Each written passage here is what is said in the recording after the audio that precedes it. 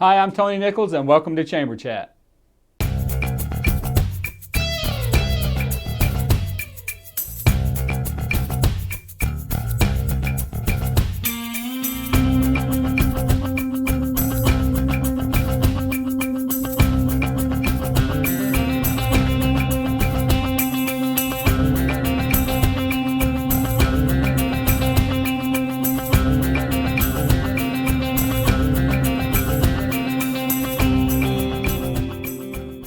Hi, welcome to Chamber Chat, a program put together by the Salisbury Area Chamber of Commerce to keep you informed on what's going on in your community and in your chamber. Joining us today is Donelle VanHolten with the Salisbury Horizon program. Donelle, thanks for joining us. You're welcome. As with any program that we first introduce here on Chamber Chat, the Salisbury Horizons program has been around a while.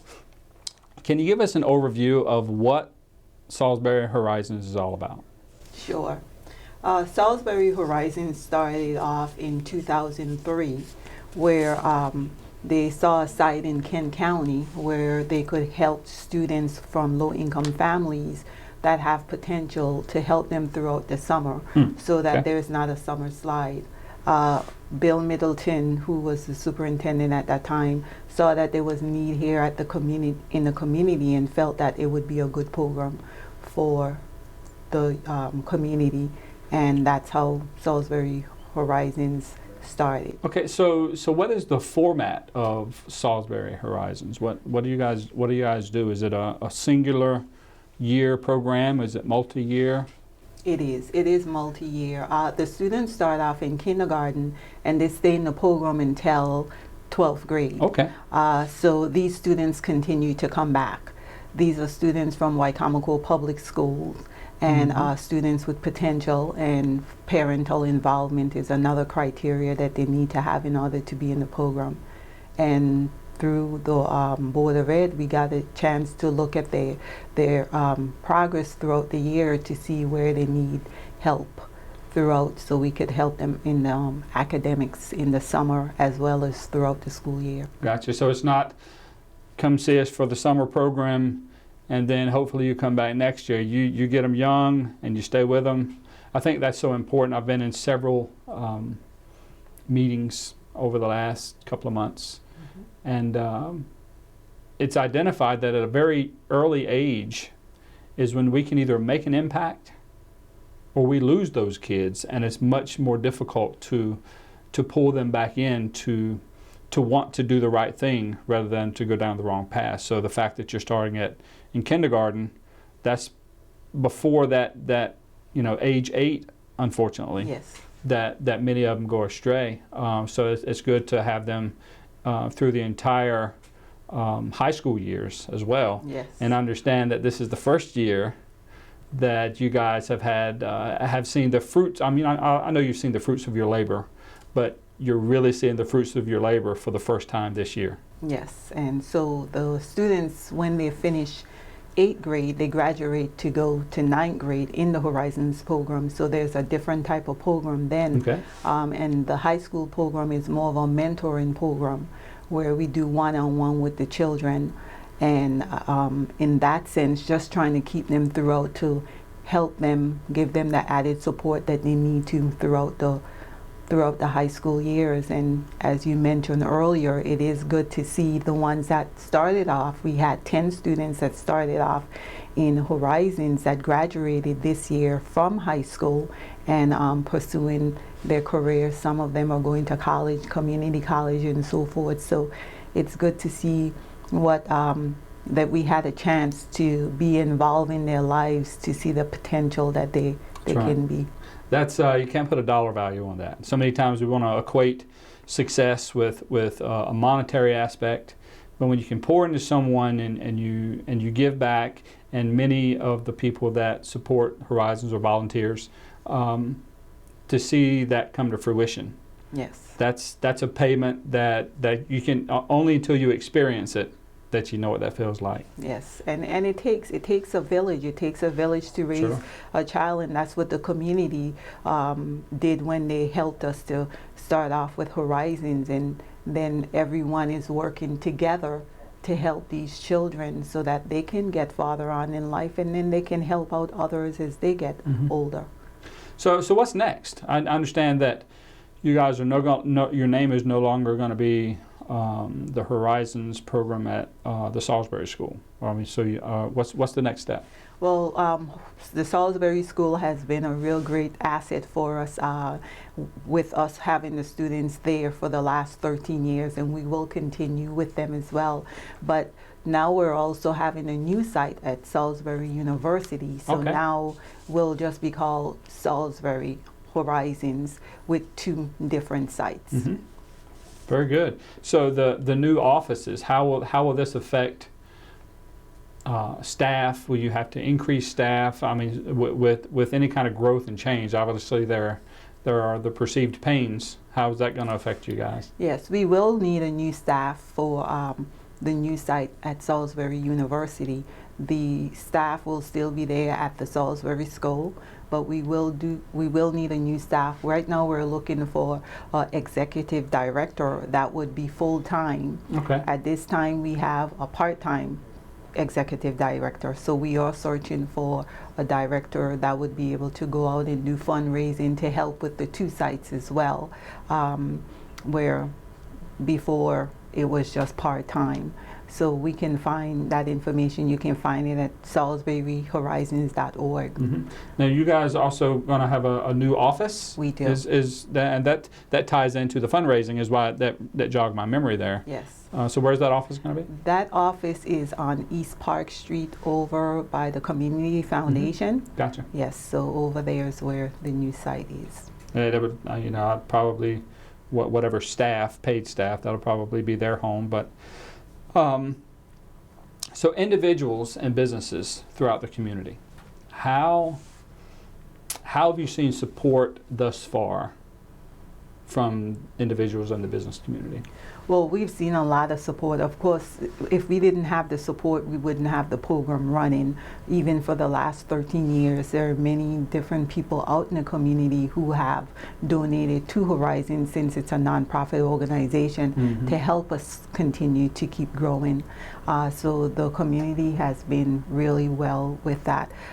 We also had on Facebook where we were trying to raise some money, and we raised over $34,000 to help to go towards the new site as well. But the community has been very helpful, and we're fortunate. Well, I would think that there are certainly organizations that help with funding. There are probably some grant monies out there that you can get. So, but it sounds like this program, as well as many other programs in the area, is really dependent upon those individuals and businesses to step up, or else we would lose a valuable program like this. Yes, and a lot of times when you just speak about the program, it gives you an idea, but the real effect is when you come in and you see the program running throughout those 6 weeks throughout the summer, then you capture more of what the program has to offer. But you can check on Facebook. We're on Facebook, where you could follow us there just to see what's going on, and we also have the website Salisbury Horizons. But feel free anytime that they want to come in and speak with one of us or get a tour throughout the summer to let us, so they can find out a little bit more about the program. Fantastic. That was what I was going to try to get to end this particular segment. So go to your website or hit you on Facebook to find out more, because with organizations like this, there can never be too much support. And it's such a valuable program, we need to keep it around. Certainly do. Donelle, thanks for stopping in on Chamber Chat. You're welcome. Thanks for having me. We'd like to give you an opportunity now to take a look at some of the upcoming events with the Salisbury Area Chamber of Commerce.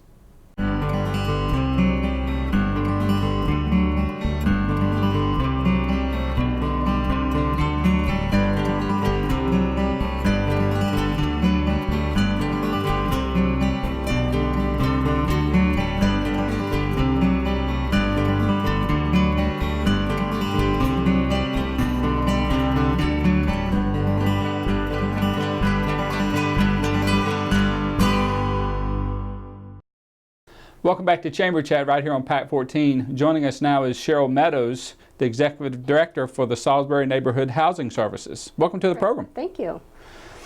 You know, I have to be honest, I had a misconception for many years. I've been here on the shore 12 years.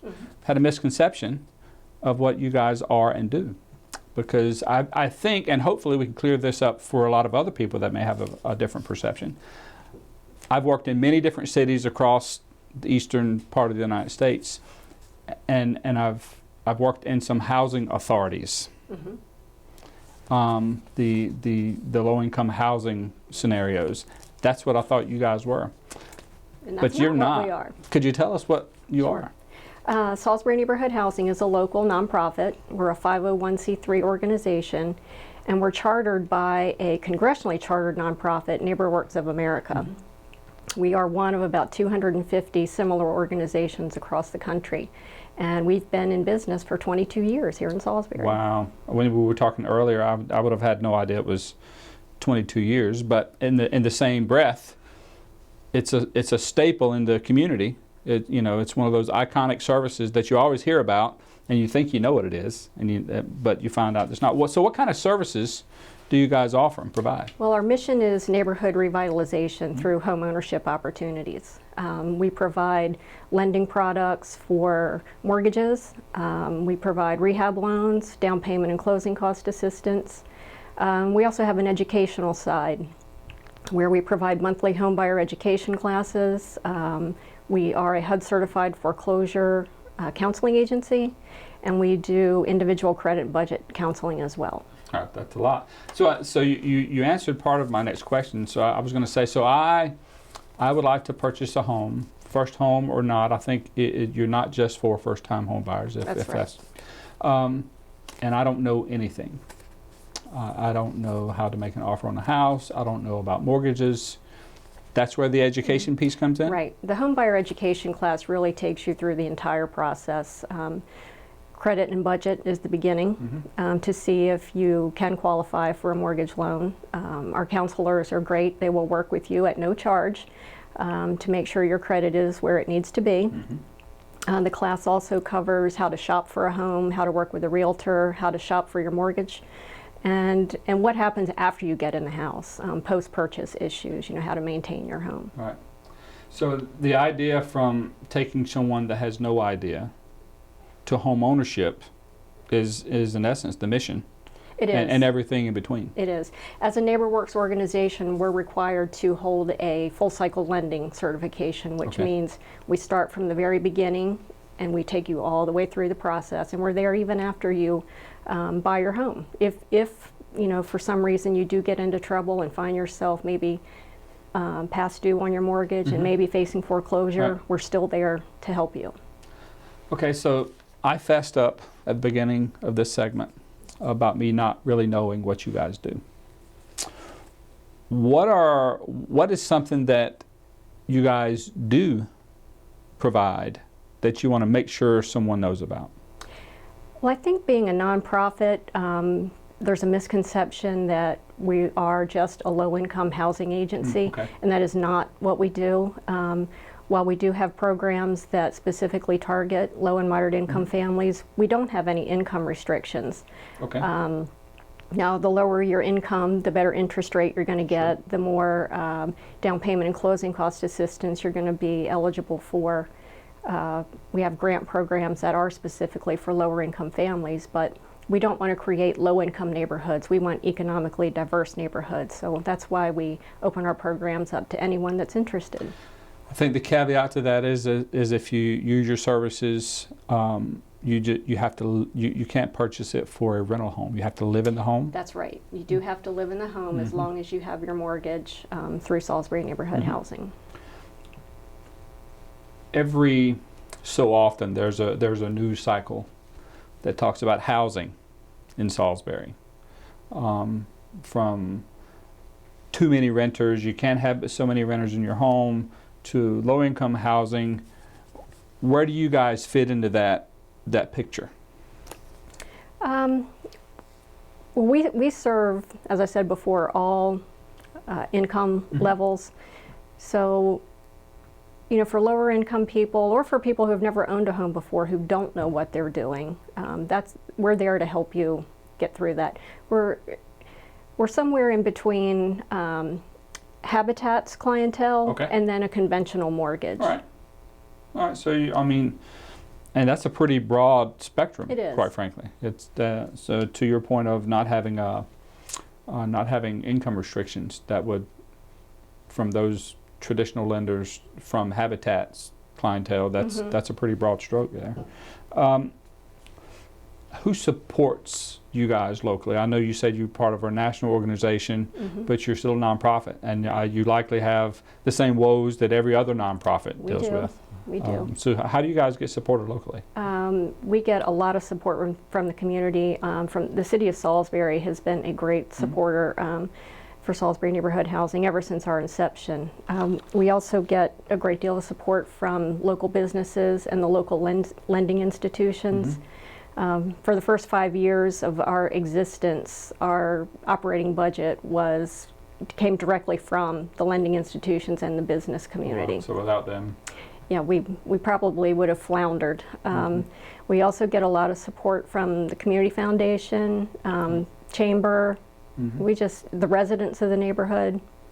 That's right. So the answer is yes. We will accept that help if you can give it to us. Visiting your website, it's quite an involved website. There's a lot of information on your website, and I'm leading into where can we go to find out more. But the website in and of itself, what can you actually do, or what information is housed in that website? Because there's a lot of stuff. There is a lot of information. For an organization of our size, we have a lot of programs and services that are available.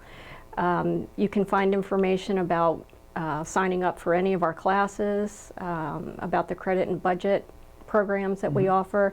You can find out all the loan products that we have.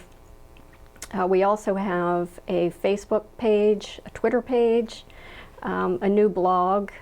We recently hired a new communications and special events coordinator, Allison Poulter, who has just been great at getting our name out there. And she is good at that. She is. So she tells me we're going to be all over the place now. So. Well, you're on Chamber Chat. We're on Chamber there's Chat. The pinnacle. You start at the pinnacle. So if I would like more information, I need to come in and talk with you guys. Can I do that through the website? Do I make a telephone call? How do I connect with you guys to get in and sit down and talk with you? You can send us a message through the website. You can send us a message on the Facebook page. You can call our office or just stop by. Cheryl Meadows, thanks for joining us with the you. Salisbury Neighborhood Housing Services. Thank you. Look forward to seeing you all over the place. We'd like to give you the opportunity now to take another look at the upcoming events with the Salisbury Area Chamber of Commerce.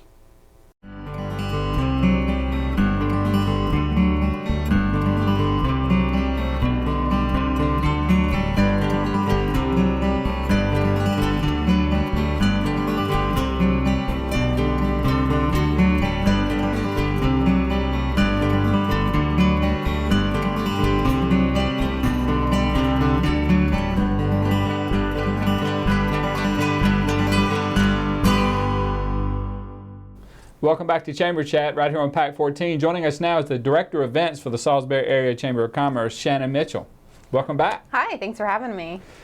Good to have you back. You're here to talk about something that is coming up in October. And it just might help people find some jobs. It might. We hope so. What would that be? It would be our fall job fair that we co-host with the One Stop Job Market. This year is also a milestone event, I think. Yep. How many years? We will be going into our 10th year this year. I know this is a question that there's no way to know, but how many people over the years do you think have attended cumulative over the last 10 years? Well, we average about 2,000 to 3,000 job applicants each year. So 2,000 to 3,000 times 10, that gives you your number. North Carolina math gives you 20,000 there. So that's pretty good. Yeah. The vendors from the employers coming to find the jobs. I've been a participant, been a sponsor, even had my son come out as a job seeker in times past. But how many on average, I would say, how many employers show up, and what is the range of the types of jobs, types of level of positions that you would see? Sure. Average, we get about 40 employers, though we have been seeing that increase the past couple years, which is great. Yeah. Great. About 10 years ago, we had about 50 employers. Then we saw that slowly decline, and now we're seeing it grow again, which is wonderful. As far as who's there, it's a really wide range. Our job fair is a little different in that sense. A lot of job fairs maybe cater towards, the college age group, getting out of college. So ours really has something for everyone, is what we hope. We have a wide range of industries that participate, and the jobs that they hire for are everything from high school summer part-time jobs to full-time vocational positions, entry-level positions right out of college, up to management level. So we hope there's something for everyone there. Yeah, we'll have 10 or 12 jobs to offer ourselves, so we'll be having a booth as well. Yeah. Where's the location within the mall? I mean, if you go to the mall, you can find it. Yeah. But where will the hub, if you will, be? The hub is centered towards the Boscov's area. So when you pull off of Route 13, you'll see Boscov's, and you just go in one of the main corridors of the mall, towards that end of the mall, and you'll see all of our employers set up. All right. So a job fair is a job fair. So let's turn to not so much the employers, because if they put an ad in the paper, if word of mouth, we typically can get applicants. We don't always get the right kind of applicants. That's true.